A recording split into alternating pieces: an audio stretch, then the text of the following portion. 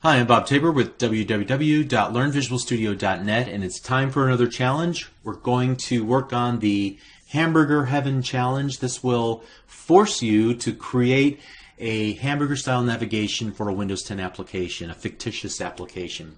Let me walk you through it, and then we'll go through each of the requirements just like we did in the previous challenges.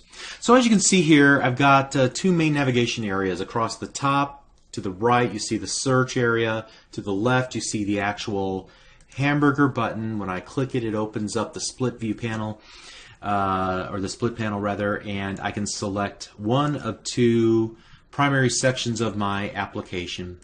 When I go to the financial page, you see that that's kind of the home page for the application. When I change over to the food page, notice that not only does the title change, but also I get this little icon that allows me to go back to the financial page, the home page. All right, so you might be thinking, how am I going to do the center area? Don't worry, it's all an image. I just wanted it to look finished, you know. We'll talk about that in just a moment. But as you select one of these options, you're going to load one of two XAML pages into a frame, just like we talked about.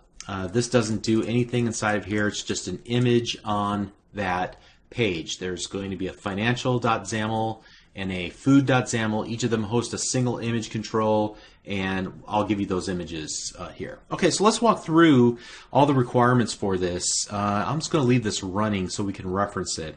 You can see that I have quite a few resources for you to consider. Here are the food and the financial PNGs. These are what you see in those main areas there. Also, I have this instructions.txt. We're going to look at that in the rest of this video. And then here are some screenshots that will give you some guidance on what it should look like so that you don't have to rerun the video and pause it and all that stuff, okay? And I'll mention that in here. All right, let me drag this into the recording area here. All right, looks like I have two number 9 instructions. Let me fix that while I see it here. Great. All right, going up to the top here, you're going to need the two images available with the code for this lesson, the food.png and the financial.png, and you're going to add them to the assets folder in your project. Then you have to add two pages to your app, a food.xaml and a financial.xaml, and each of these pages will host a single image control set to food.png or financial.png. So again, this is an entire page and it just has one image on it. We're going to create a frame inside of this outermost main page.xaml. All right. Number 3, you have to create an app featuring the hamburger style navigation using a split view. It must display a search bar in the upper right hand corner, a hamburger button on the upper left-hand corner, and a back button next to that, and the title of the page. So that's we're talking about the search area here. It doesn't do anything. Don't worry about that. It has the hamburger button, and if we move to the food, it opens up this back arrow, and we can see the title here at the very top. Great. You have to create two navigation options, financial and food. So that's what I'm talking about here. Okay. And whenever each navigation option will have both an icon and text. And the icon doesn't seem to match financial and food. Pick any icon you want. Try to match up a financial and a food icon. That would be great. Just go through the character map to find something that looks like it might fit. Number 5, in the main area, you're going to use a frame. Okay, we already talked about that, this main area here. And when the application starts, the financial.xaml page will be loaded into the frame. Okay.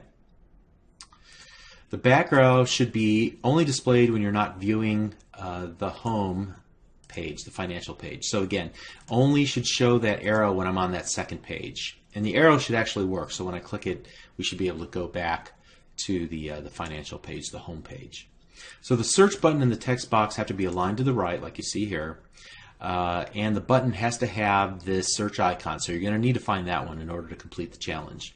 Try to figure out how to set the placeholder text in this text box as well. We didn't talk about this, but there's a special property that allows you to set that word search in there, but as soon as they start typing, that word will go away. Try to figure out how to set that placeholder. Number 9, the back button must use a back arrow icon. We already talked about that, right? Font sizes that I used include 24, 28, and 36. The colors that I use will include light grays, all right, and maybe a medium gray. And you should use these images as your guide.